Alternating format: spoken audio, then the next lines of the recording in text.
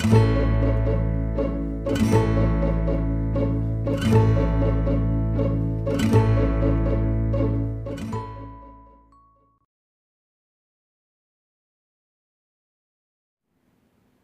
Friends, आज हम जानेंगे एक्सपोनेंट एंड पावर के बारे में।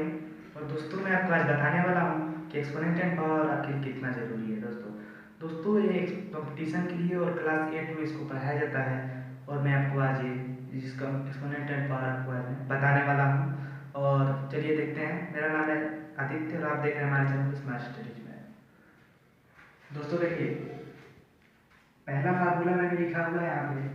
पहला लिखा हुआ है A P M into A P M बराबर A P M plus M. दोस्तों इसका मतलब हो गया आपका ये नीचे का किसी भी इस पर संख्या का जोड़ सकते हैं, मतलब ए देखिए, इसको मैं लिखता हूँ 5 पे 30 ठीक इंटू 5 पे 40। देख रहे हैं, इसी फार्मूला पे लग रहा है ना, ए और ए बराबर है, सब नीचे के बराबर है। बेस नीचे का बराबर हो और बीच में इंटू मल्टीप्लाई का साइन हो तो ऊपर की दोनों जो पावर होता है दोनों पावर को जोड़ देते हैं। देखिए इसका आंसर हो जाएगा 5 पे 70। अब मान लीजिए इसी की जगह पर दे दे 5 पे 1000 घोड़े 5 पे 100।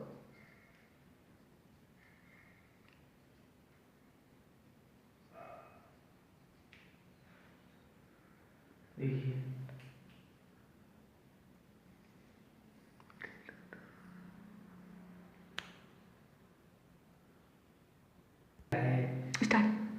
दोस्तों, देखिए दूसरा है आपका ए पे एम डिवाइडेड ए पे एम। इसका होता है ए पे एम माइनस एन। देखिए ए पे एम डिवाइडेड ए पे एम बराबर होता है ए पे एम माइनस एन। जिस तरह पहला वाला था, मैं इसको बार बार आपको बता दे रहा हूँ, ए पे एम इंटू ए पे एम बराबर ए पे एम प्लस एन।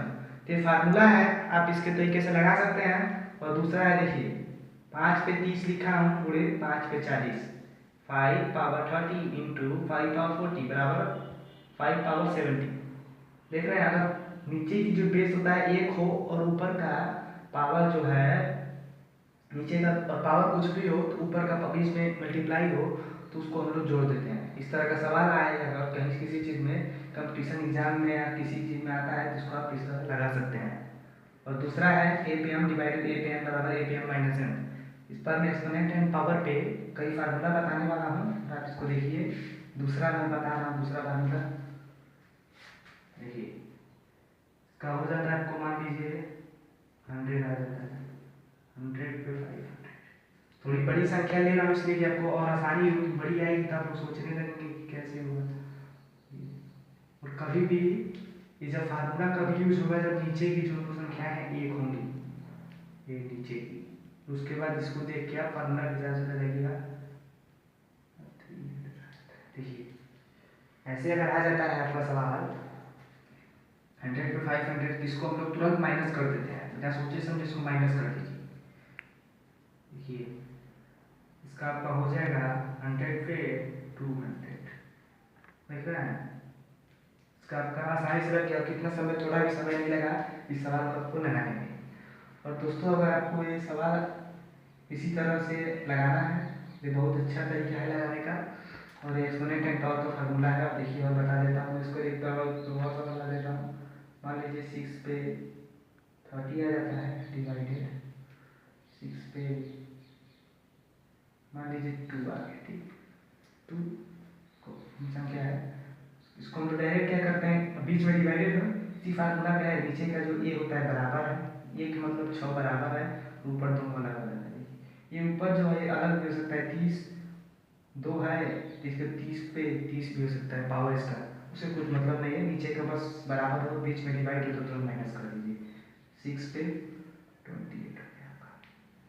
देखिए आपका हो गया 6 पे 28। ये दूसरा फार्मूला था, आप इसको समझ गए होंगे। और मैं आपको तीसरा बता देता हूँ। तीसरा है ए पे 0 बराबर 1। देखिए ए पे 0 बराबर 1, पर मैं आपको बता देता हूँ कि मान लीजिए ऐसी संख्या रहती है, ठीक, मान लीजिए इस पर एक शून्य की संख्या है। मान लीजिए पेपर में पूछ दिया इस तरह का, देखिए मान लीजिए पेपर में ऐसा संख्या पूछ दिया, कोई भी संख्या हो सकता है, बड़ा जान उसके ले जाऊँ, आपको अच्छे से समझ आएगा। इस तरह बड़ा ही पूछता है, अधिकतर कोई पूछ देता है। इसको आप इस तरह का पूछ दिए संख्या, उस पर शून्य आ गया, ठीक। इस पर शून्य आ जाता है तो ए पे शून्य, मतलब किसी संख्या पे अगर शून्य आ जाता है शून्य, उसका मान 1 हो जाता है। बिना सोचे समझे इसको 1 लिख दीजिए आप, इसका आपका हो गया 1। इस तरह पूछ देता है 1 पे 0, तब भी इसका मान 1 ही होता है, ठीक। किसी संख्या पे अगर 0 माना जाता है तो उसका मान 1 होता है, ठीक। और तीसरा फार्मूला था, और हम लोग चौथा फार्मूला लेते हैं।